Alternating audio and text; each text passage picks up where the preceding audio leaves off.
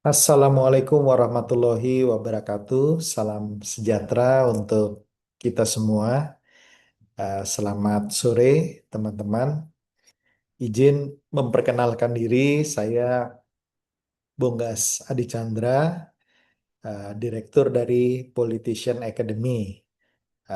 Saya untuk saat ini dipercaya oleh Pak Presiden, Pak Puguh, eh, kemudian oleh Budiah untuk duduk menjadi anggota Dewan Pakar di Gemantara. Terus terang ini merupakan beban yang besar untuk kami karena kata-kata pakar ini sendiri merupakan pressure sendiri. Eh, Membuat kami harus berpikir untuk membuat materi yang tidak memalukan. Mudah-mudahan materi yang saya bawakan sore ini tidak memalukan. Dan mungkin ini lebih kepada sharing pengalaman saja, sharing opini saja gitu ya dari saya.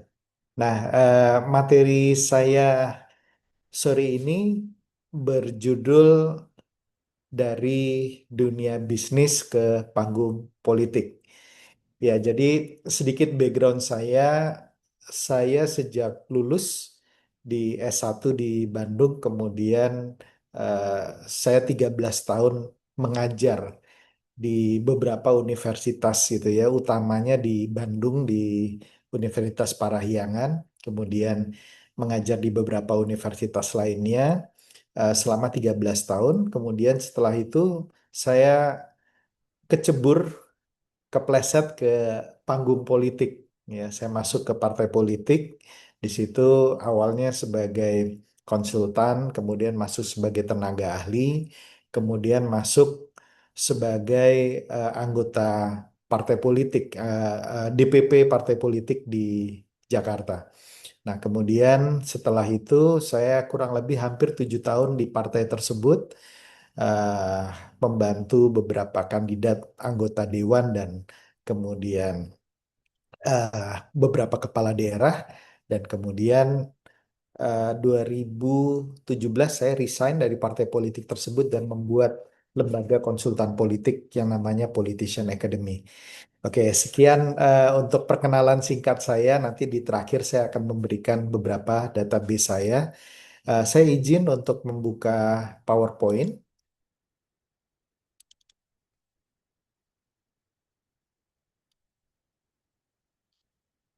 Baik, dari dunia bisnis ke panggung politik.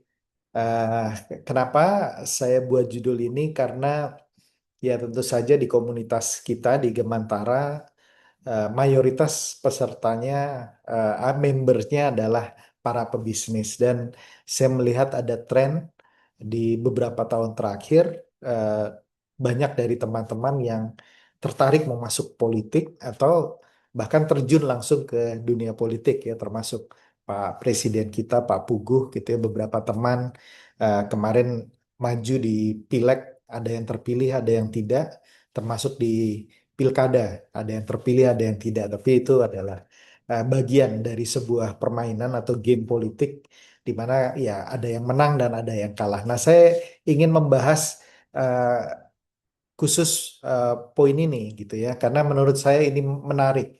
Karena kalau kita lihat di Indonesia itu banyak sekali pengusaha yang kemudian menjadi politisi ya. Kalau saya sebutkan dan berikan nama-nama ini, tentu saja saya yakin teman-teman pasti tahu semua gitu ya. Pak Abu Rizal Bakri ya pernah menjadi ketum Golkar, kemudian Pak Yusuf Kala bukan hanya ketum dari partai politik, kemudian beliau bisa menjadi wakil presiden Republik Indonesia. Kemudian ada Pak Surya Paloh yang sebelumnya sudah menguasai bisnis media, kemudian masuk ke politik. Kemudian ada Pak Sandiaga Uno ya yang pernah menjadi wakil gubernur Jakarta dan pernah juga mencalonkan diri menjadi wakil presiden walaupun tidak terpilih. Kemudian ada Pak Haritanu ya, ini yang bukan golongan eh, pribumi katakanlah gitu ya dibandingkan dengan yang nama-nama sebelumnya, tapi kemudian masuk ke dunia politik dan berhasil juga membuat sebuah partai politik yang sampai sekarang masih eksis. Ya, jadi ini beberapa contoh, banyak contoh-contoh lain. Eh, Pak Jokowi juga backgroundnya adalah pengusaha mebel gitu ya.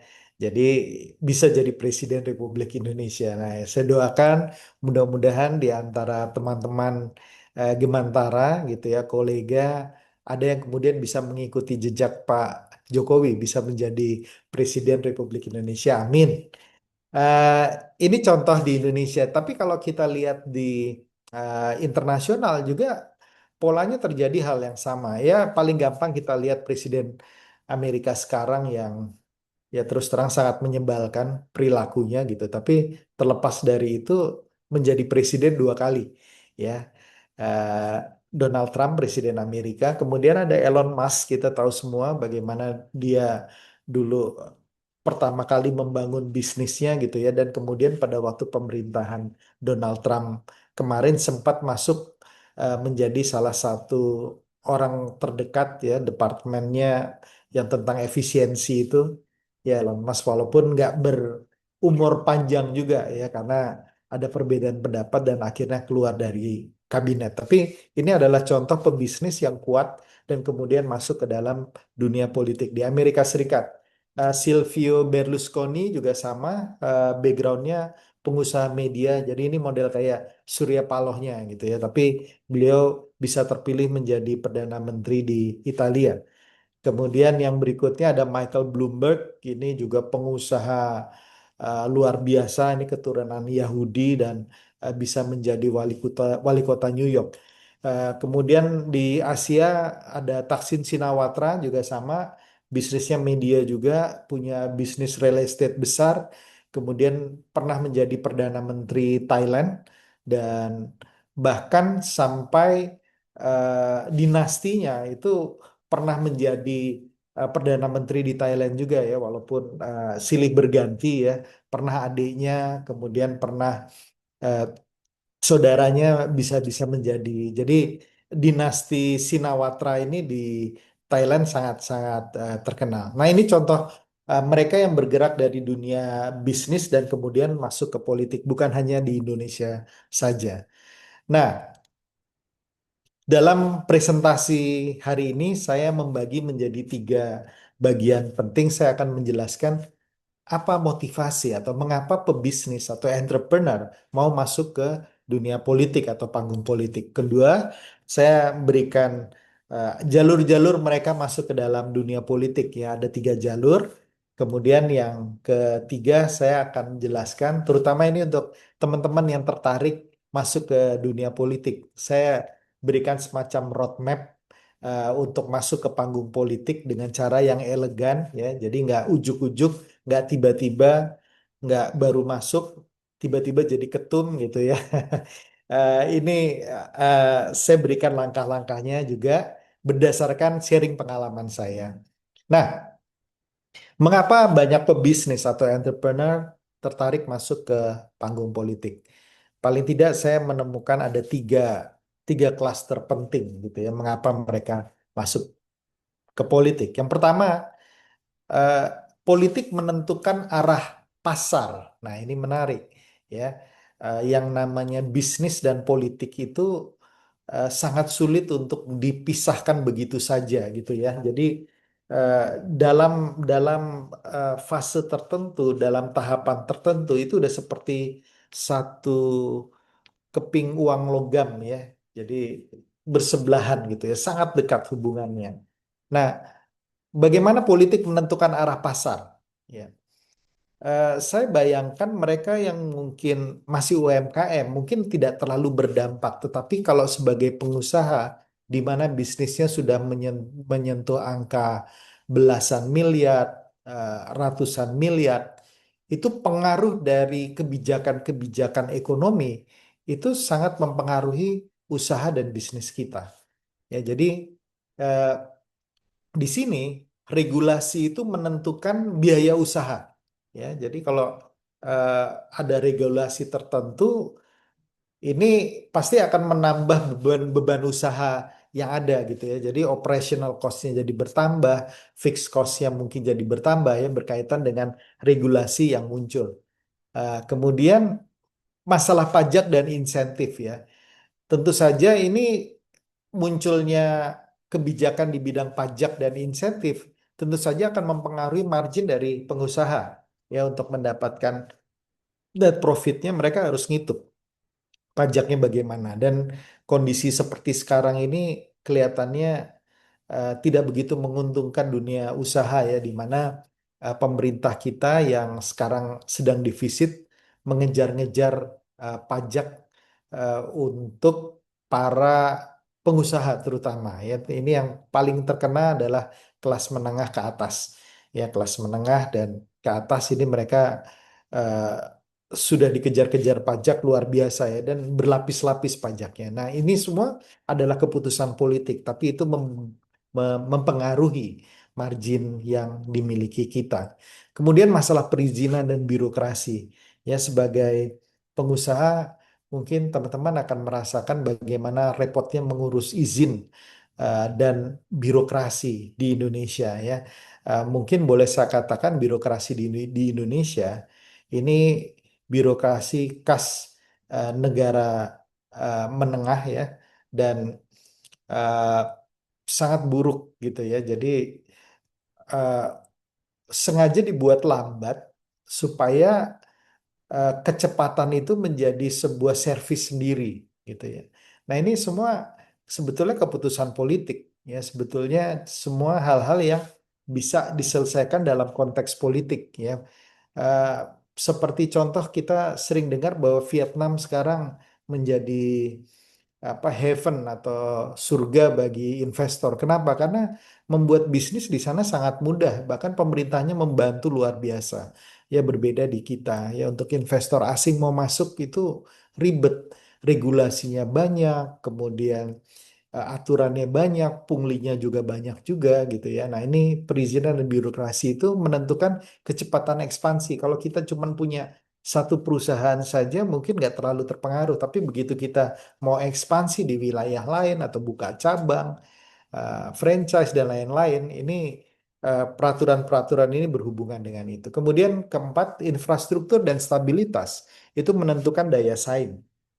Ya, jadi eh, ini semua adalah hal yang di sebelah kiri itu bisa diselesaikan di dalam eh, dimensi politik. Nah, jadi poinnya dalam konteks ini, kenapa banyak entrepreneur mau masuk? Karena mereka merasa kalau mereka cuma ada di ujung, mereka akan selalu menjadi korban dari kebijakan, ya. Jadi mereka tidak ikut membentuk kebijakan sehingga setiap ada kebijakan baru, akhirnya mereka hanya tinggal beradaptasi, menyesuaikan dan nggak bisa melakukan banyak hal, gitu. Nah, jadi mereka masuk tujuannya untuk mempengaruhi regulasi, ya regulasi yang menguntungkan dunia usaha, regulasi yang sehat, regulasi yang kompetitif, ya tata kelola yang baik, yang akuntabel, yang kemudian transparan. Ini tujuan dari para pebisnis itu gitu ya untuk masuk ke politik. Mereka ingin juga membawa efisiensi manajemen usaha di dalam birokrasi karena mereka melihat ini birokrasi gimana sih gitu ya. Ya, ya mohon maaf ya untuk teman-teman yang ada di ASN gitu ya, tapi kebanyakan pola ASN ya masih seperti itu gitu ya. Jadi kerjanya lambat, kemudian sering terlambat, kemudian tidak efektif, tidak efisien. Ini berbeda sekali dengan dunia usaha. Dunia usaha kan waktu itu merupakan currency terpenting gitu ya, sehingga bagaimana efektif dan efisien itu betul-betul diperhitungkan dengan baik gitu ya. Nah, ini mereka menginginkan supaya sistem yang apa yang baik, profesional, meritokrasi, eh, berkinerja tinggi di dunia usaha itu kemudian bisa dibawa juga ke birokrasi. Jadi ini keinginan dari pebisnis untuk masuk ke dunia politik. Satu, karena mereka tahu politik itu menentukan arah pasar. Kemudian yang kedua, nah ini juga ada motivasi lainnya, yaitu proteksi dan ekspansi pengaruh. Jadi poinnya apa? Sebagian pengusaha masuk politik untuk beberapa hal yang berkaitan saja dengan betul-betul bisnisnya saja. Ya, jadi tujuannya untuk mengamankan bisnisnya. Ya, jadi supaya bisnisnya bisa aman, tidak terganggu oleh aturan-aturan yang merepotkan gitu ya, sehingga mereka masuk apa politik untuk bisa mengamankan bisnisnya. Yang kedua, itu motif defensif ya. Kemudian yang berikutnya untuk memperluas jaringan dan akses. Jadi mereka masuk politik karena mereka tahu di situ kekuasaan. Di situ ada pembahasan tentang APBN, tentang APBD. Mereka ingin membuat jaringan supaya bisnisnya mereka bisa ekspansif, bisa accessible ke wilayah-wilayah yang mereka inginkan. Jadi itu alasan kedua, alasan ekspansif. Alasan ketiga, perlindungan hukum. Beda ya antara mengamankan bisnis dengan perlindungan hukum. Mengamankan bisnis mungkin kalau bisnisnya eh, berjalan baik ya, kemudian supaya tidak diganggu. Tapi kalau perlindungan hukum ini arahnya mungkin bisnisnya udah mulai abu-abu gitu ya. Butuh perlindungan khusus ya, backing politisi ya. Kalau dia nggak punya backing politisi gimana ya? Dia sendiri harus jadi politisi supaya bisa bisnisnya terlindungi oleh hukum gitu ya. Kemudian yang berikutnya akses proyek ya. Ini jelas sekali tadi saya katakan di dalam kekuasaan pasti gula-gulanya semut-semutnya akan berkumpul banyak gitu ya karena gula-gulanya kan anggaran di situ ya baik APBN maupun APBD akses proyek ya teman-teman yang ada di Kadin udah tahu ini gitu ya teman-teman yang ada di HIPMI sudah tahu itu ya bagaimana dalam pertemuan atau dalam meeting-meeting intinya di situ bagi-bagi project saja gitu ya. Maaf saya nggak menggeneralisasi ya, tapi saya pernah ada di Kadin juga, saya pernah paham juga bagaimana di HIPMI gitu ya. Jadi eh, di sini eh, proteksi dan ekspansi pengaruh eh, terjadi gitu ya. Jadi mereka ingin masuk supaya eh, motivasi-motivasi ini bisa berjalan dengan baik. Bahkan untuk menjadi bagian dari oligarki. Ya, karena kalau cuman bisnis saja untuk Anda dari menengah sampai atas kemudian masuk ke jajaran oligarki atau jajaran besar konglomerat gitu ya. Ini naik tangganya itu lama gitu ya. Karena kompetisinya tinggi sekali. Tapi kalau kita masuk ke politik itu kekuasaan bisa dikonversikan menjadi pengaruh yang kemudian bisa masuk dan mengakses oligarki dengan lebih mudah ya atau bahkan kita menarik oligarki karena ada kekuasaan di kita. Ini apa kalau kita berbicara mengenai konteks politik. Nah, jadi untuk alasan yang kedua ini alasannya kalau yang tadi kan memperbaiki regulasi gitu ya, ingin ikut membantu menentukan. Tapi kalau ini betul-betul motivasinya hanya ke masalah material dan profit bagi bisnisnya kita.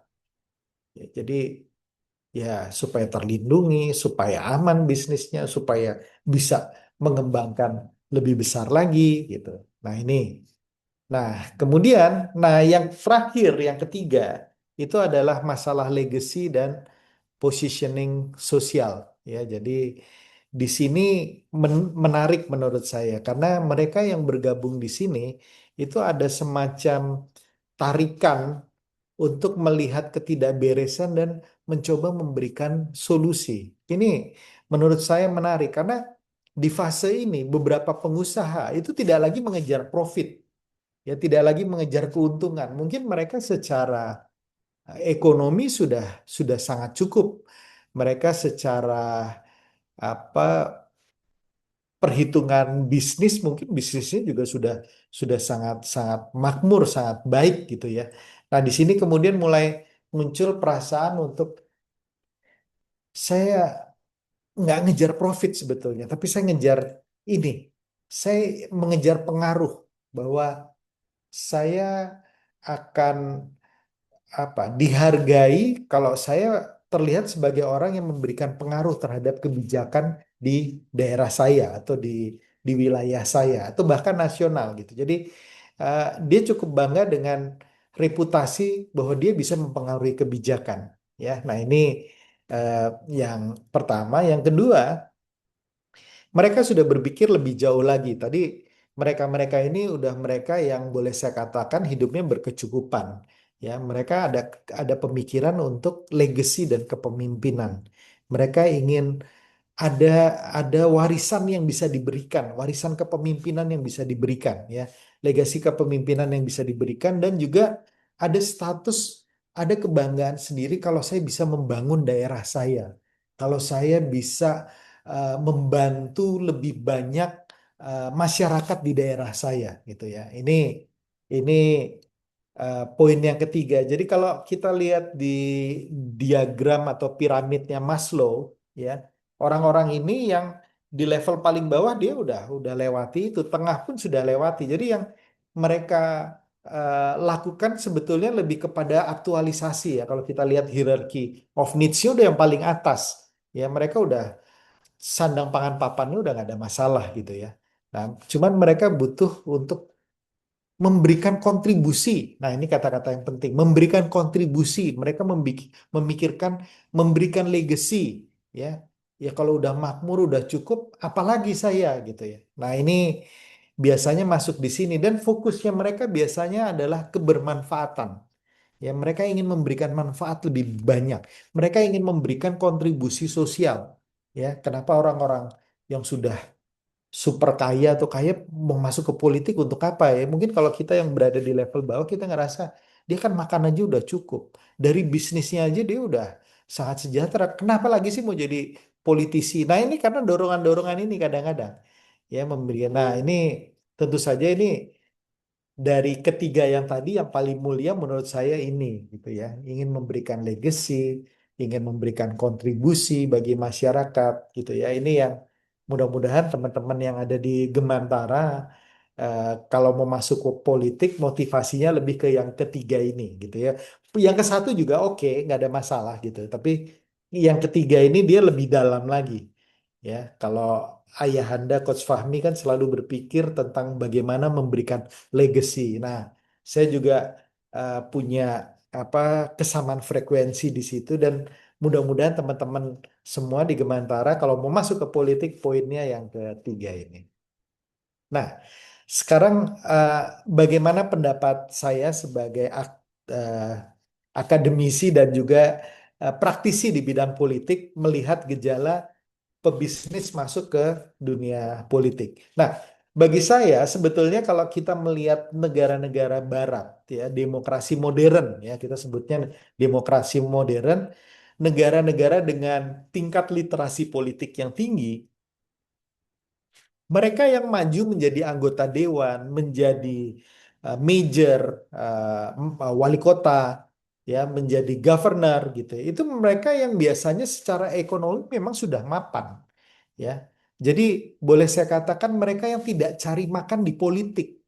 Mereka sudah saya nggak bilang mungkin mereka berlebih juga, gitu, tapi mereka yang sudah tercukupi kebutuhan basic needs-nya, ya, sehingga mereka kemudian ingin melakukan sesuatu untuk apa masyarakatnya, untuk daerahnya, gitu. Itu di negara-negara barat demokrasi modern itu, ya, mungkin hanya di negara-negara dunia berkembang, ya, negara-negara menengah yang masuk ke politik untuk meningkatkan taraf hidup atau meningkatkan status atau mendapatkan fasilitas, ya. Jadi eh, kalau kita lihat polanya, oh, seperti itu. Berarti kalau di Indonesia sendiri ini sudah mulai dilakukan atau menjadi tren, menurut saya ini sesuatu hal yang positif, ya. Jadi saya ingin menjelaskan bahwa penting, ya, untuk mereka para pebisnis mau masuk ke politik ini melihat panggung politik ini sebagai panggung kontribusi dan pengabdian, ya. Bahkan saya bilang bahwa politisi ini adalah profesi yang sangat-sangat penting karena dinas di tangan dia nasib ribuan, ratusan ribu, bahkan jutaan orang bisa berubah, ya. Dia mempunyai tongkat sakti di tangan para politisi ini yang namanya kekuasaan, ya. Sehingga di tangan kekuasaan ini nasib orang bisa berubah melalui apa? Melalui kebijakan yang dia buat, ya, melalui public policy yang dia hasilkan yang betul-betul bersumber dari permasalahan dari masyarakat, bersumber dari kegelisahan masyarakat yang bisa menjadi solusi, ya. Jadi kalau saya selalu sering katakan seperti ini, ya, ini mohon maaf teman-teman pengusaha, saya juga pengusaha juga. Jadi kalau sebagai pengusaha katakanlah kita usahanya berkembang, kita punya pabrik, pabrik kita punya 100 orang gitu ya. 100 orang itu kan berarti 100 kepala keluarga. Berarti kita membantu 100 kali 3 ya. Kalau satu kepala keluarga ada 3 orang, ada 4 orang, berarti kita membantu secara tidak langsung 300 sampai 400 orang. Kalau pabrik kita punya 100 orang, ya. Tapi kalau kita menjadi politisi, misalnya bahkan jadi kepala daerah, itu nasib ratusan ribu atau jutaan orang itu bisa dipengaruhi oleh kebijakan publik yang dia lakukan. Misalnya apa? Kebijakan publik yang berkaitan dengan misalnya jaminan terhadap lansia atau beasiswa terhadap anak-anak yatim misalnya. Itu kan kalau dia jadi kepala daerah tinggal dibuat perdanya, ya. Itu bukan hal yang sulit, ya. Tentu saja mempertimbangkan APBN, PAD dan lain sebagainya. Tapi itu bukan sebuah hal yang sulit untuk dilakukan apabila kekuasaan sudah di tangan. Nah, jadi ini yang menurut saya, mereka yang masuk ke panggung politik itu jangan mencari uang di situ, jangan mencari status di situ, dan jangan memanfaatkan fasilitas negara. Dan ini menurut saya keunggulan dari para pebisnis. Karena para pebisnis menurut saya bukan orang-orang yang silau dengan uang lagi. Ya, mereka udah biasa lihat uang besar. Ya, mereka udah biasa kok mendapatkan fasilitas. Bahkan mungkin mobil pribadi aja sudah levelnya udah di atas orang rata-rata gitu. Bukan sesuatu yang menyilaukan bagi mereka.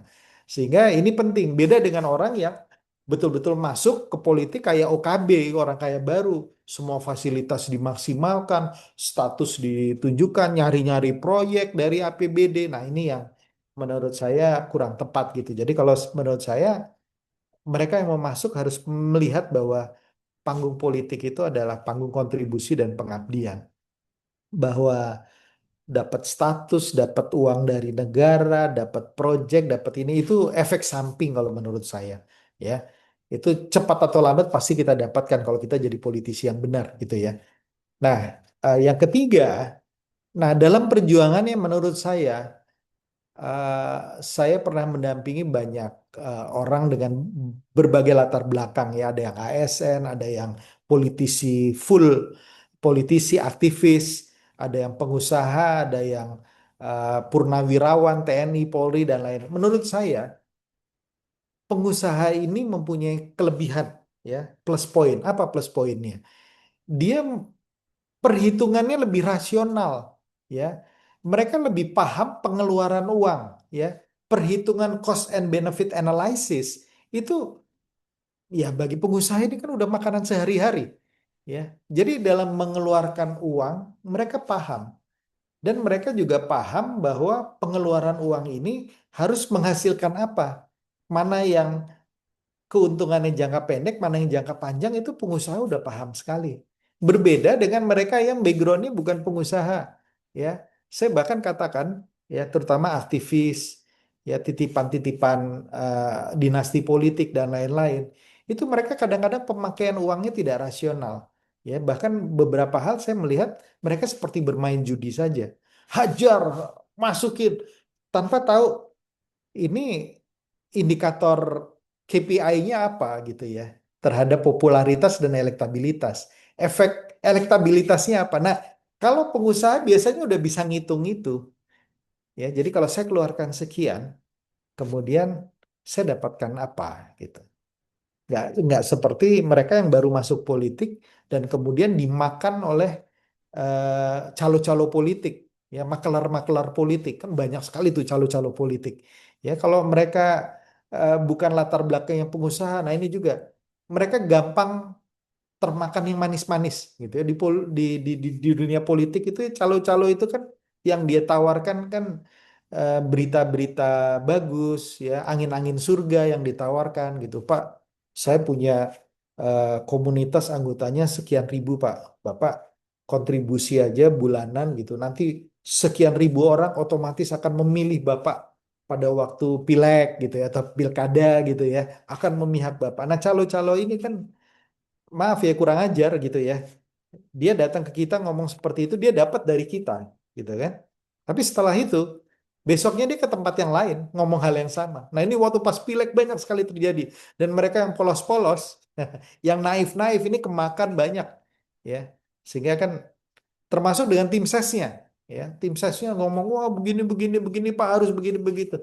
Nah, biasanya mereka yang nggak punya background pengusaha itu oke dikasih dikeluarin duitnya segala macam tapi kemudian nggak jelas dampak dan resultnya seperti apa. Nah, ini beda dengan teman-teman yang pengusaha gitu ya, lebih lebih lebih tertata, lebih organized, cost and benefit analysisnya lebih jalan gitu ya. Walaupun banyak juga pengusaha yang kepleset juga karena tidak tahu nature-nya di politik itu seperti apa. Nature di politik itu nggak sama seperti di militer. Ya, nggak sama seperti Anda memegang perusahaan. Kalau Anda pegang perusahaan kan Anda berikan komando seperti ini, semua langsung nurut di bawah. Ya, kalau nggak diberhentikan. Tapi di politik nggak bisa seperti itu. Ya, Anda ngomong A, ke bawahnya itu bisa jadi B, C, D, E. Ya, ini ada langgamnya sendiri, ada caranya sendiri sebetulnya gitu ya, yang nanti teman-teman kalau masuk politik pasti akan paham ya Pak Puguh, teman-teman anggota dewan saya yakin tahu maksud saya. Ya, jadi itu poin saya. Jadi kalau menurut saya eh, bedanya di kita ya orang nyari makan itu di politik ya. Kalau pebisnis biasanya mereka udah punya bisnis, mereka tidak nyari makan lagi di politik karena mereka secara standar basic needs-nya mereka sebetulnya sudah cukup. Yang mereka cari adalah ya hal-hal lain tadi, ya yang tadi seperti sudah saya jelaskan. Nah, sekarang untuk tiga jalur politik yang bisa ditempuh. Yang pertama menjadi eksekutif. Ya ini menurut saya yang paling ideal ya menjadi kepala daerah itu paling ideal karena kenapa? Karena eksekutif itu mempunyai eh, otoritas tinggi. Ya, jadi power eksekusinya langsung. Ya, jadi kalau dia punya keinginan program ya didukung oleh masyarakat, dia terpilih di dalam pilkada, kemudian dia kemudian bisa eksekusi langsung programnya. Ya, program-programnya masuk ke dalam program pemerintah daerah.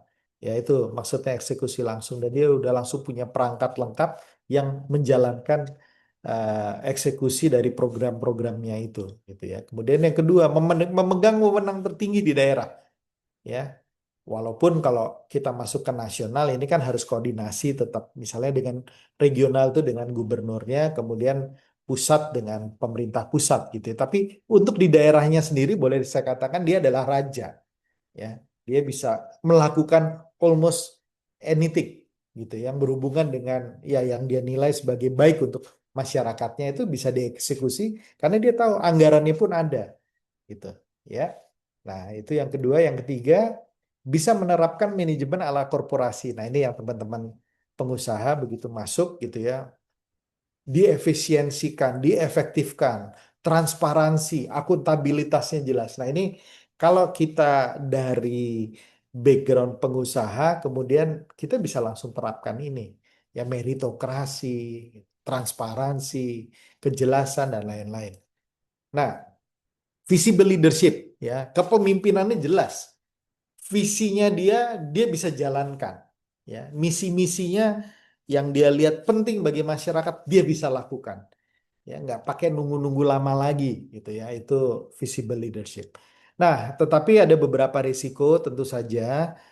Ya semuanya pasti beresiko ya biaya politik tinggi ya jadi kepala daerah itu anggarannya besar ya saya nggak tahu di Malang di Kabupaten Malang di Kota Malang gitu tapi eh, saya bisa katakan bahwa sekarang untuk menjadi kepala daerah di daerah yang paling minim sekalipun, yang APBD-nya rendah, yang penduduknya mungkin tidak terlalu banyak. At least itu udah harus mengeluarkan 15 sampai 20 miliar. Itu di daerah yang paling minim. Ya. Di beberapa kabupaten kota yang sangat strategis ya misalnya kayak apa Semarang, Surabaya, Medan, Makassar, itu biaya untuk menjadi wali kota mungkin sudah bisa menembus angka 100 miliar ya, bahkan lebih. Nah, kalau level provinsi berapa? Waduh, provinsi lebih gila lagi ya. Provinsi itu minim saja itu harus punya apa 200 100 sampai 200 miliar. Itu minim ya, minim. Ya bisa lebih. Ya kalau gubernurnya Jawa Barat, Jawa Timur, Jawa Tengah, waduh itu besar sekali ya. Jadi biaya politik tinggi. Yang berikutnya tekanan publiknya juga tinggi ya karena dia dianggap bertanggung jawab terhadap daerah itu. Kita bisa lihat misalnya pada waktu terjadi penaikan PBB di Pati ya kemudian nah itu tekanan publiknya tinggi sampai turunkan turunkan gitu ya. Kemudian akhirnya minta maaf. Ya di beberapa daerah lain juga juga terjadi gitu ya. Jadi di sistem demokrasi yang terbuka seperti sekarang kita harus siap. Ya, kalau kita mau masuk ke politik, ya berarti kita harus siap untuk eh, semua aspek kehidupan kita juga dikuliti dan kemudian apa-apa yang salah ya kepala daerahnya gitu. Itu kita harus siap mental seperti itu ya. Tekanan publik tinggi. Makanya di satu sisi bagus untuk membuat pemerintah kita terkontrol, tapi di sisi lain juga ini bisa merepotkan kalau kita mentalnya juga tipis telinga gitu ya. Nah, kemudian kompleksitas birokrasi dan pengawasan. Kalau tadi keunggulannya kelihatannya wewenang penuh dan lain-lain, tapi sebetulnya risikonya di dalam sendiri birokrasi ini kan juga menarik ya. Ini kayak apa eh, makhluk sendiri lagi gitu ya, makhluk politik sendiri lagi, sistem politik sendiri lagi gitu ya. Karena kadang-kadang bagi birokrat mereka bilang bahwa ya yang namanya kepala daerah itu kan temporer ya, 5 tahun maksimal 10 tahun. Kalau kami udah seumur hidup di sini ya, makanya mengelola birokrasi juga harus hati-hati ya. Pernah ada kasus saya nggak sebutkan daerahnya, eh, kepala daerah yang betul-betul ingin apa ya memaksakan sistemnya gitu ya sistem yang bagus betulnya tapi kemudian birokrasinya tidak bisa menerima dan kemudian birokrasinya membuat semacam jebakan atau trap yang membuat akhirnya sang kepala daerah masuk ke jebakan itu dan kemudian tertangkap ya. Nah, ini bahayanya di situ. Jadi ini kompleksitasnya juga tinggi, birokrasi dan mengawasi apalagi mereka yang sudah terbiasa dengan pola lama yang misalnya koruptif, kolusif gitu ya. Itu resikonya. Jadi tadi jalur pertama jadi kepala daerah. Jalur kedua, ya jalurnya Pak Presiden ini jadi anggota parlemen atau legislatif. Nah, ini keunggulannya tentu saja dia fokus kepada 3 hal, yaitu regulasi, anggaran, dan pengawasan. Ini tugasnya mereka. Jadi regulasi membuat aturan bisa bisa mempengaruhi, ya. Walaupun yang 100% bisa mempengaruhi kan kepala daerah tadi, tapi ini sudah mulai bisa menekan, mempengaruhi, ngasih tahu kepala-kepala dinas gitu, yang ngawasi gitu ya, anggaran itu sudah mulai bisa mempengaruhi. Kemudian dalam konteks pemenangan tadi biayanya relatif tentu saja lebih rendah ya. Ini saya rata-rata saja ya. Eh, untuk anggota DPRD kabupaten kota mungkin butuh antara 250 sampai 750 juta gitu ya.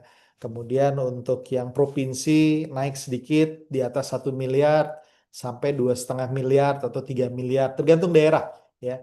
Kemudian kalau untuk DPR RI sekarang sih untuk DPR RI mungkin butuh at least 8 sampai 10 miliar itu minimal ya perkiraan segitu. Kalau uh, di wilayah-wilayah yang lebih besar penduduknya dan lain-lain itu bisa bisa lebih lebih besar lagi. Tentu saja besarnya itu tergantung banyak hal gitu ya, populasi, daerah, APBD, resources dari daerah tersebut dan sebagainya. Nah, yang ketiga bisa tetap maintain jaringan bisnis. Kalau tadi jadi kepala daerah, kita harus mulai menahan diri untuk bisnis-bisnis kita kalau bisa sudah ada apa PIC-PIC-nya, jangan kita sendiri yang langsung. Tapi kalau kita menjadi anggota parlemen, kita masih bisa memaintain bisnis kita langsung gitu ya. Asal jangan ada konflik of interest dengan eh, tugas-tugas kita di parlemen gitu ya. Nah, risikonya tidak punya power dan eksekusi langsung, ya, karena kalau menjadi anggota dewan kan keputusannya kolegial. Selain kolegial, dia nggak bisa memutuskan sendiri. Boleh menjadi inisiator, tapi untuk menggolkan itu juga harus lobby-lobby bukan hanya satu fraksi, tapi juga lintas fraksi. Jadi tidak punya eksekusi langsung. Jadi keputusannya sifatnya kolegial. Ya, kemudian perlu negosiasi lintas fraksi tadi berkaitan kalau kita punya keinginan eh, menggolkan perda dan lain-lain gitu ya, itu perlu negosiasi lintas fraksi atau lintas partai. Itu yang kedua. Nah, sekarang ada yang ketiga, jalur ketiga ya, masuk ke dalam politik tidak menjadi anggota tidak menjadi eksekutif kepala daerah. Oh ya, tidak menjadi eksekutif ini di sini yang saya maksud bukan hanya kepala daerah ya, tapi bisa menjadi menteri misalnya gitu ya. Bagian dari kabinet, staf ahli dan lain-lain itu kan udah eksekutif juga gitu ya. Bukan staf ahli maksud saya staf khusus gitu ya. Itu dia udah masuk ke dalam eksekutif juga gitu ya. Eh, Kepala daerah tadi gitu ya. Tapi ini yang ketiga ini dia bukan jadi di eksekutif, bukan di legislatif, tapi menjadi political influencer atau bahkan menjadi kingmaker. Ya, jadi dia bukan masuk ke eksekutif legislatif, tapi dia bisa menentukan kepala daerah. Wah, ngeri ya ini mereka yang sudah ada di level ini ngeri gitu ya. Yang pasti mereka ini udah jadi tokoh masyarakat mempunyai jaringan luas. Ya, jadi mereka masuk ke politik itu untuk menjadi political influencer. Ya, alternatif posisi yang mereka ambil bisa beberapa ya. Misalnya mereka masuk struktur inti partai politik. eh, KSB misalnya KSB itu ketua sekretaris bendahara jadi ketua program, ketua divisi, apapun namanya gitu ya. Kalau masuk ke dalam struktur inti, dia somehow bisa mempengaruhi eh, apa mempengaruhi kebijakan, bahkan bisa mempengaruhi orang. Orang-orang seperti Pak Dasko ya, Don Dasko gitu ya, itu orang yang ya sebetulnya dia di legislatif tapi pengaruhnya bahkan udah sampai political influencer di beberapa tempat di pilkada kemarin bahkan menjadi kingmaker gitu ya. Karena apa? Karena posisi struktur dia di dalam inti partai politik. Ya, terutama partai politik yang apa presidennya terpilih dari partai tersebut gitu. Nah, kemudian masuk menjadi dewan pakar ya. Tapi ini dewan pakar partai politik ya atau dewan penasehat di partai politik itu juga perannya juga cukup cukup strategis ya. Masuk di tim transisi pemerintahan ya TGUPP gitu ya, tim percepatan pembangunan dan lain-lain. Itu di situ bisa menjadi political influencer juga gitu ya karena dia cukup dekat dengan sang eksekutif, cukup dekat dengan pengambil keputusan gitu ya, lobby-lobby dan lain-lain itu tim transisi pemerintah. Yang lain, nah ini mungkin menarik ya, political donor strategis ya. Jadi kalau bahasa ininya bohir-bohir politik. Ya, jadi mereka yang kalau ada kepala daerah mau maju atau calon kandidat anggota legislatif, mereka yang bantu memberikan eh, apa dana ya untuk pergerakan kampanye dan lain-lain. Nah, apa tujuannya? Ya itu kingmaker. Mereka ingin mengatur bahwa bukan mengatur ya, ikut mempengaruhi bahwa di situ eh, pilihan saya yang menjadi kepala daerah. Kalau pilihan yang menjadi kepala daerah kan lebih enak ya. Kalau bisnisnya itu tadi yang tadi backgroundnya bisnisnya bisa kemudian terjaga, terproteksi, terlindungi, bahkan aksesnya makin besar, akses terhadap APBD dan lain-lain. Ya, jadi mereka nggak mau bahkan orang-orang seperti ini posisinya terlihat langsung. Ya mereka biasanya di belakang layar, tapi banyak mengatur panggung depan. Ya, nah ini kalau di Indonesia contohnya seperti, nah ini dia. Kadang pengaruh terbesar bukan di kursi jabatan, tetapi di belakang layar. Ya. Dan ini kalau di Indonesia contohnya Sembilan Naga ya. Kalau Sembilan Naga dari zaman pos Soeharto kita lihat pengaruhnya besar sekali. Ya kalau zaman Soeharto dulu konglomerat-konglomerat gitu ya. Eh, geng konglomerat gitu ya, di bawah eh, siapa Lim Sulyong gitu ya. Nah, kalau sekarang istilahnya Sembilan Naga dan Sembilan Naga ini udah eksis siapapun presidennya. Ya, siapapun presidennya biasanya akan acknowledge ini, gitu ya. Mereka pasti akan diajak diskusi, diajak ngobrol mengenai kepentingan apa kebijakan ekonomi dan lain-lain, gitu ya. Nah, ini mereka walaupun posisinya tidak ada di eksekutif atau legislatif, mereka menjadi political influencer, ya. Di zaman Pak Jokowi jelas sekali terlihat gitu ya. Di zaman Pak Prabowo saya yakin ada juga ya, walaupun isunya dari sembilan naga mau menjadi sembilan haji gitu ya. Tapi sembilan naga dan sembilan haji itu kalau menurut saya dalam konteks ini itu adalah political influencer ya, bahkan bisa menjadi kingmaker. Nah, ini eh, tiga jalur politik. Nah, selanjutnya di eh, terakhir saya akan memberikan tentang roadmap untuk masuk panggung politik ya. Ini mungkin kalau teman-teman mau eh, apa tidak tertarik nggak apa-apa di skip aja yang bagian ini gitu. Tapi untuk teman-teman yang tertarik, saya ingin memberikan gambaran gitu ya, karena roadmap itu penting bagi saya. Siapapun yang mau masuk kemanapun ya, saya pikir bisnis juga seperti itu. Di kelas GBC atau GLC itu kan salah satu tugas kita adalah membuat roadmap gitu ya. Nah, ini sama juga di panggung politik juga kita perlu buat roadmap. Nah, ini khusus untuk teman-teman yang mau masuk panggung politik atau dari panggung politik yang satu mau loncat ke panggung politik yang berikutnya gitu. Ini teman-teman bisa saya berikan langkah-langkahnya. Yang pertama tentu saja ada beberapa fase. Fase pertama adalah fase kejelasan tujuan, clarity ya. Jadi tahap kejujuran strategis saya sebutkan. Jadi bagi teman-teman yang mau masuk ke dunia politik harus ditanyakan ke dalam hati lagi. Sebetulnya tujuan saya apa?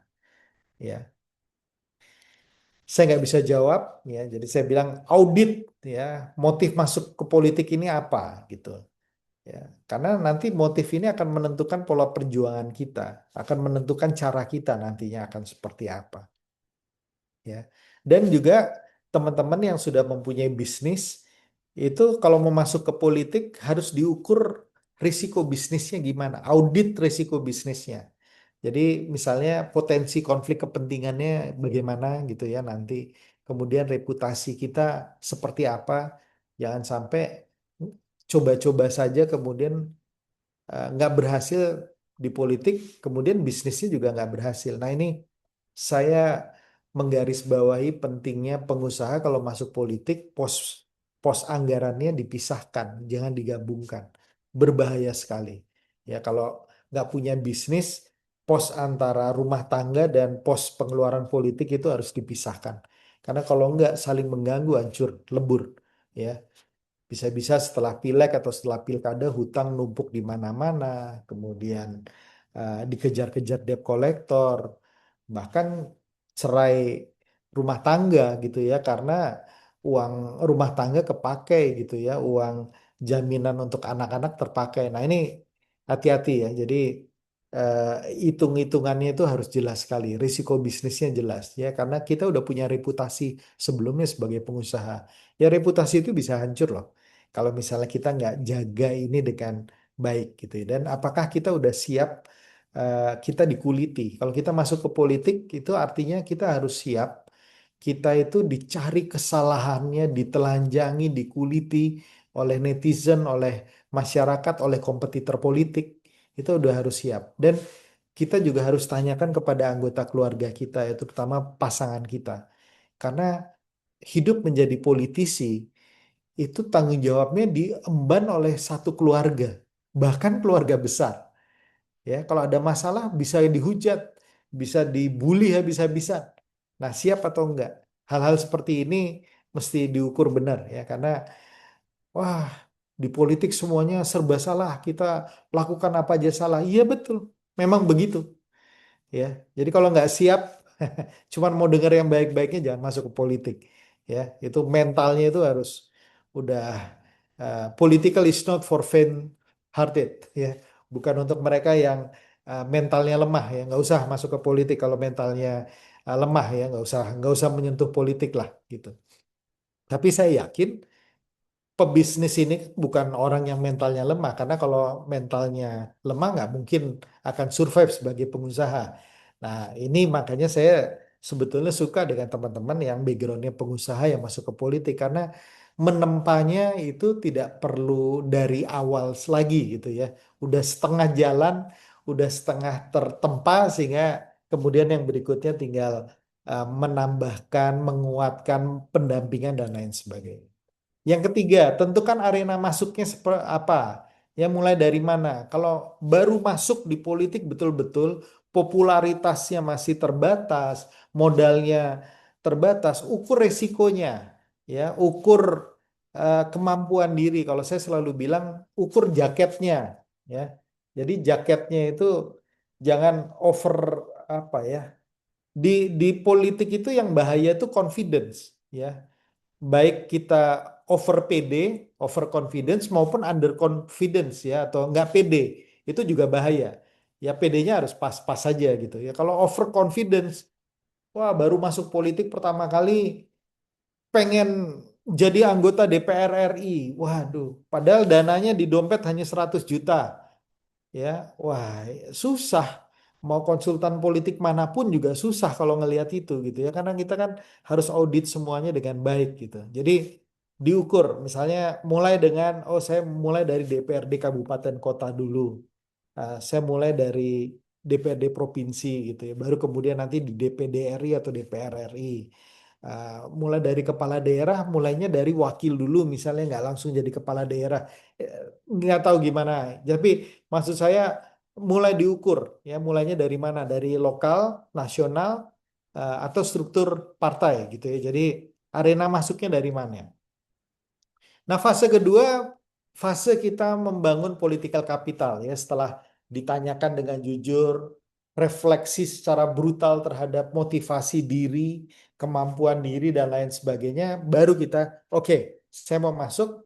Tahap berikutnya adalah bangun political capital. Ini tahun pertama sampai tahun ketiga, ya, nggak ada yang instan. Jadi di sini kita mulai harus membangun public naratif, ya, narasi-narasi publiknya harus kita bangun. Kita harus merubah positioning kita sebagai yang sebelumnya pengusaha, kemudian masuk kepada narasi-narasi eh, yang ada di masyarakat, yang berdasarkan isu-isu yang dihadapi oleh masyarakat. Ya. Isu bisa macam-macam, ya, isu ekonomi, isu apa? eh, kenaikan harga bahan-bahan pokok, pengangguran, isu narkoba, isu infrastruktur, banyak sekali isu kesehatan, ya. Nah, tergantung Anda mau masuknya kemana, ya. Jadi narasi-narasi publik itu mulai dimainkan. Nah, kemudian membangun social footprint. Social footprint itu investasi sosial, ya. Investasi sosialnya harus ada. Anda membangunnya dari apa? Ya, saya selalu berikan contoh eh, Mas Anies, ya, Mas Anies Baswedan pada waktu pulang dari Amerika sampai kemudian terakhir dia bisa menjadi wakil presiden, itu membangunnya itu dari social investment, ya, yang mungkin awalnya juga dia nggak bermaksud untuk langsung ke panggung politik gitu ya, tapi social investment dulu yang pertama kali dibangun adalah dulu membangun gerakan eh, Indonesia Pintar, ya. Aduh, saya kok lupa. Jadi pada waktu itu dia membangun anak-anak mahasiswa yang di tingkat akhir atau yang baru lulus. Oh, Indonesia Mengajar, maaf. Gerakan Indonesia Mengajar. Jadi dia mengirim anak-anak mahasiswa di tingkat akhir atau yang baru lulus ke pelosok-pelosok daerah di Indonesia. Ya, yang kekurangan guru, kekurangan tenaga pengajar, dikirim tuh. Ya, biaya dibiayai, ada beasiswanya gitu ya, dengan biaya hidup yang standar. Nah, ini mendapatkan eh, perhatian yang positif, hasilnya bagus, banyak yang mau menyumbang, dihargai. Nah, Ini yang saya sebut sebagai social investment. Karena begitu social investmentnya kemudian berjalan baik, trust dari masyarakat muncul. Nah, trust ini adalah komoditi paling penting di politik, ya, kepercayaan, kepercayaan publik. Karena kita mau dipilih nanti oleh publik. Nah, kepercayaan publik itu kemudian kalau sudah trustnya muncul, kita akan mudah dipercaya. Ya, pada waktu itu Mas Anies dengan Gerakan Indonesia Mengajar berhasil, kemudian akhirnya beliau menjadi rektor, ya, kemudian maju di Jakarta terpilih, kemudian kemarin maju di panggung nasional. Nah, karena itu, ya, social investment itu harus dibuat dulu. Nah, social investmentnya apa? Ya lihat di daerah kita permasalahannya apa. Kita bangun itu, misalnya masalahnya stunting, ya. Ya kita fokus di situ. Bagaimana cara mengatasi stunting, masalah apa perbaikan gizi, atau misalnya kita mau advokasi publik di bidang apa administrasi misalnya atau apa ya yang kita membantu LBH gitu ya itu adalah social investment yang kita bisa lakukan. Misalnya kita membentuk yayasan atas nama kita yang bergerak di bidang sosial, itu adalah social investment. Kita bikin juga social empowerment, tergantung ketertarikan dan minat kita.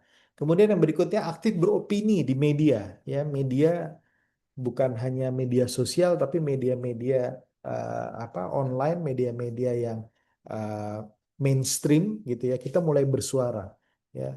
Artinya orang jadi mulai dengar, oh ini si ini ternyata idenya bagus juga ya, opininya bagus juga gitu ya. Aktif di forum-forum publik.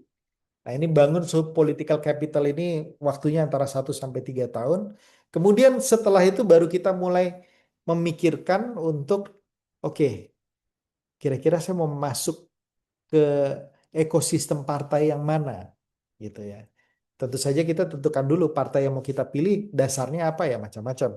Ada yang dasarnya ideologi, ada yang dasarnya suka dengan ketumnya, suka dengan apa visi misi partainya gitu ya.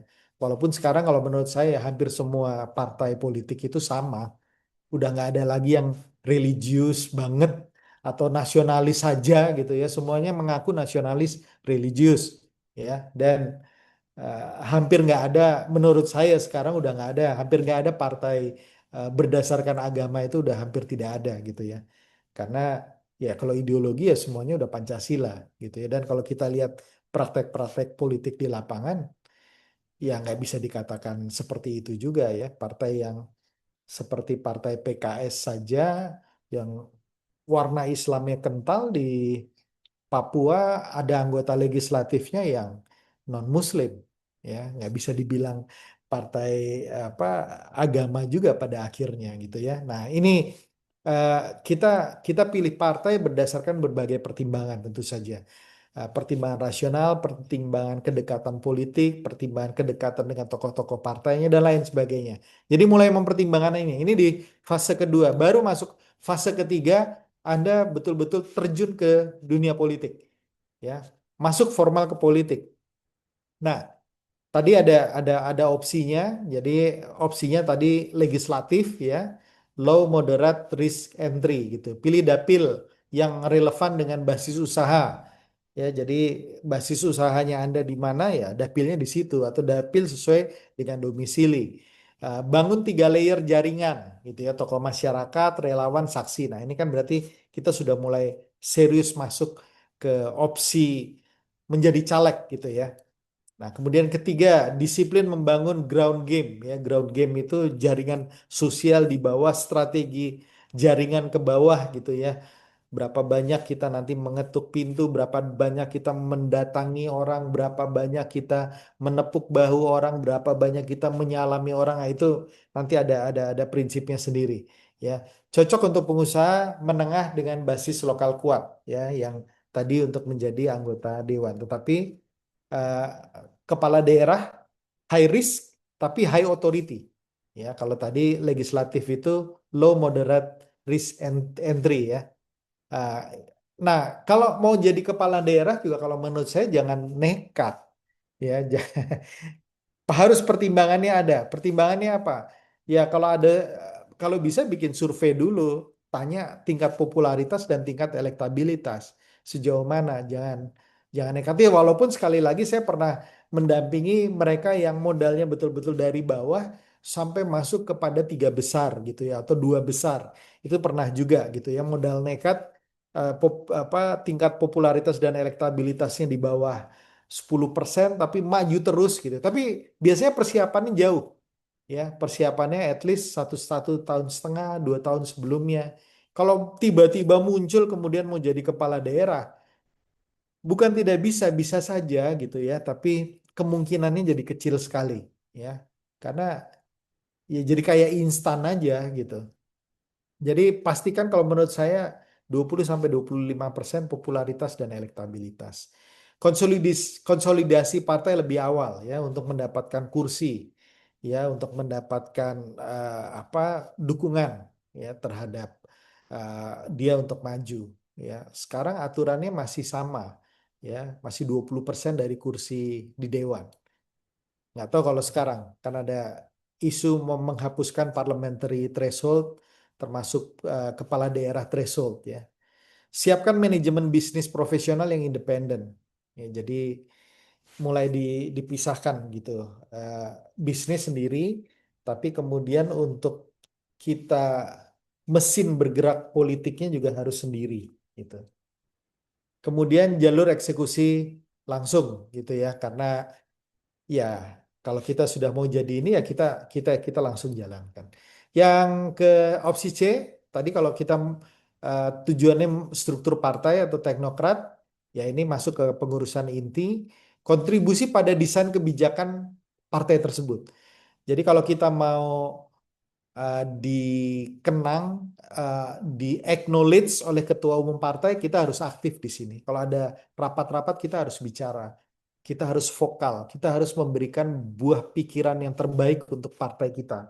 Nah itu maka kita akan dianggap. Kemudian bangun reputasi sebagai policy leader, ya. Jadi di dalam partai politik tersebut, gitu ya, kita harus dikenal sebagai policy leader. Jadi bukan cuman eh, aktivis yang modalnya kasakusuk, yang modalnya cuman proposal gitu ya. Kita harus dikenal atau dilihat sebagai kader partai politik yang punya ini ya, bukan cuman kader politik yang minjem kursi, apa, minjem kendaraan partai untuk kemudian dipakai setelah dia jadi baik gitu ya.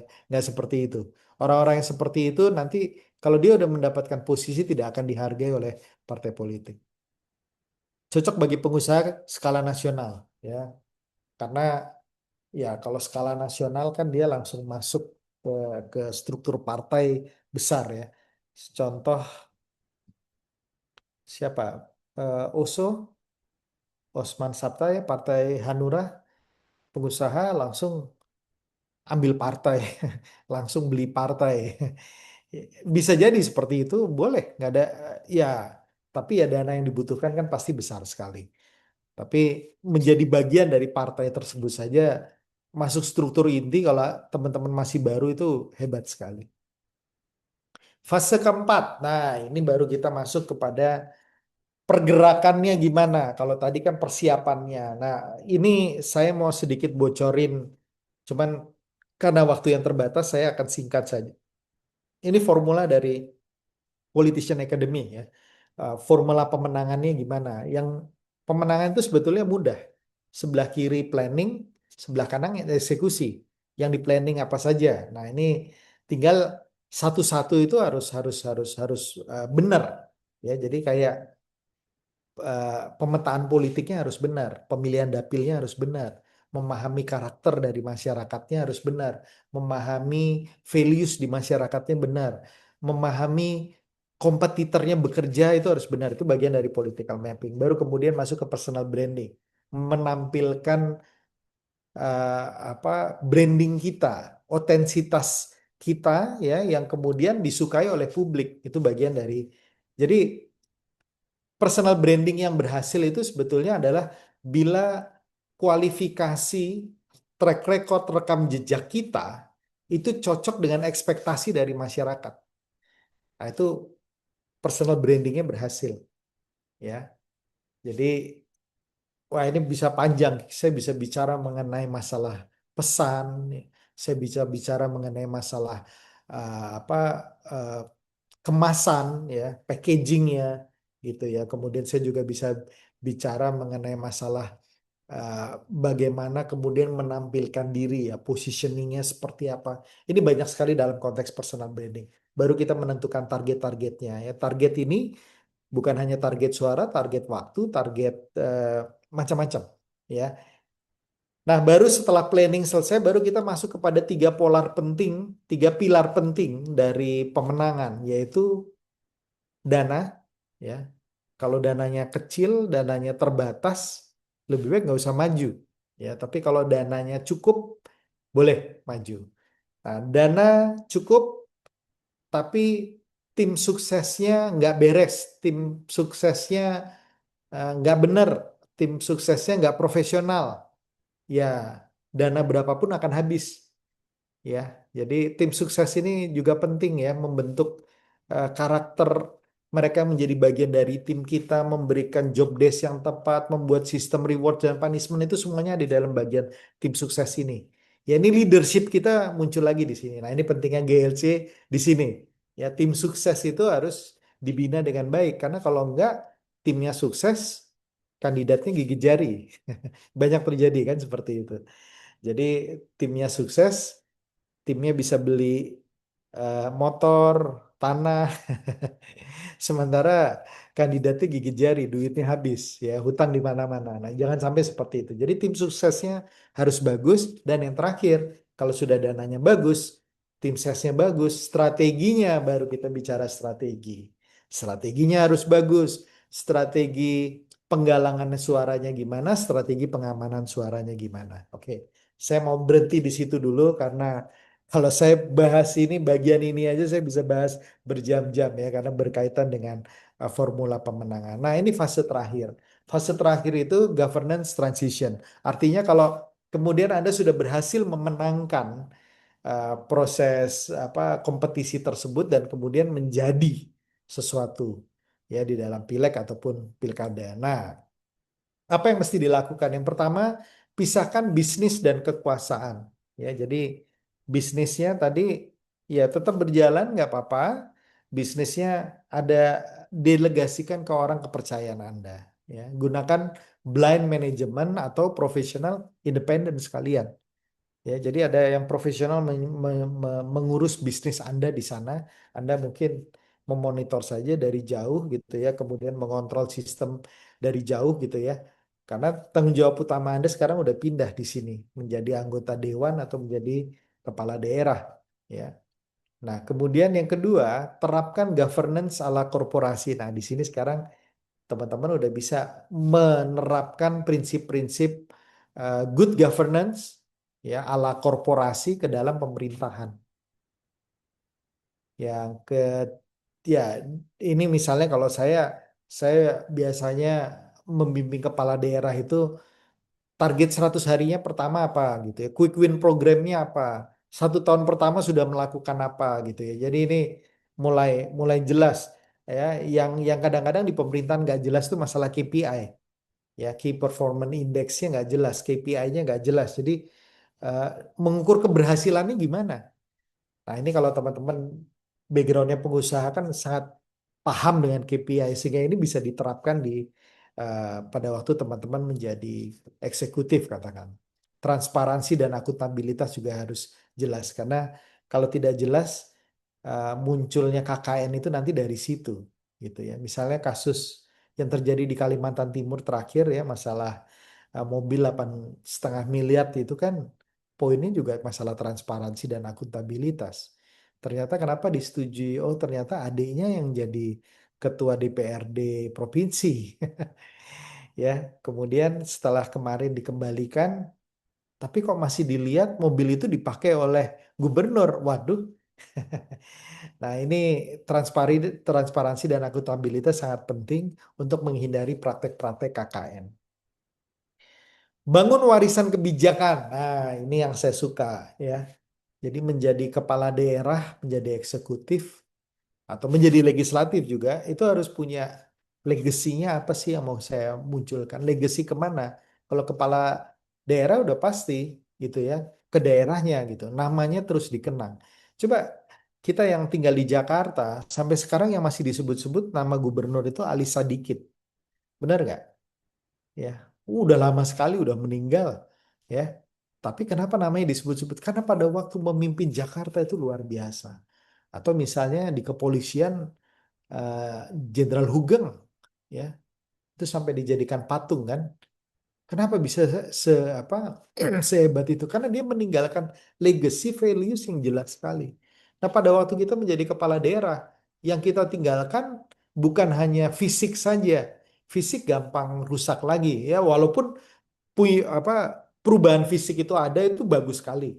Ya, itu keren banget. Tapi terlepas dari itu bukan hanya fisik, tapi kalau kita bisa mendengar reformasi sistem, ya, sistem yang kemudian terpakai terus, misalnya smart government gitu ya, smart city, yang kemudian di pemerintahan berikutnya masih terpakai terus gitu ya. Ini yang penting itu menurut saya meninggalkan values, legacy berupa values yang sustainable, ya. Karena dengan values yang sustainable itu kita akan terus diingat-ingat ya. Walaupun sekali lagi tujuannya mungkin bukan untuk kita diingat-ingat gitu ya. Tapi maksud saya jangan sampai kita menjadi masuk ke politik itu kemudian sekedar ikut arus, sekedar diwarnai, bukan mewarnai, ya. Sekedar apa ya, mengikuti birokrasi kalau di pemerintahan. Ya, banyak loh kepala daerah yang begitu jadi kepala daerah udah lupa dengan, apa, dengan kampanyenya gitu ya, dengan program-program unggulannya dia, program-program kampanyenya, ya, tapi kemudian mengikuti birokrasi saja. Kerjanya hanya datang peresmian, gunting pita, kemudian ngumpul-ngumpul sebentar, rapat-rapat yang nggak jelas ujungnya mau kemana, ya, nggak jelas. Masyarakatnya kemudian menjadi makin maju, daerahnya menjadi makin berkembang, itu nggak jelas, ya. Bahkan ada yang banyak malah LHKPN-nya bertambah terus. Ya, nah ini teman-teman, eh, sekian dari saya. Mudah-mudahan bermanfaat mengisi waktu berbuka puasa, dan semoga kita bisa bertemu dan bertukar pikiran di lain waktu. Saya mohon maaf karena betul-betul di jadwal yang saya sudah dijadwalkan ini, pagi harinya saya dapat undangan di kementerian yang saya nggak bisa tolak, dan itu sifatnya penting sekali sehingga saya kemudian nggak bisa mengikuti secara langsung. Terima kasih teman-teman, semoga bermanfaat. Assalamualaikum warahmatullahi wabarakatuh.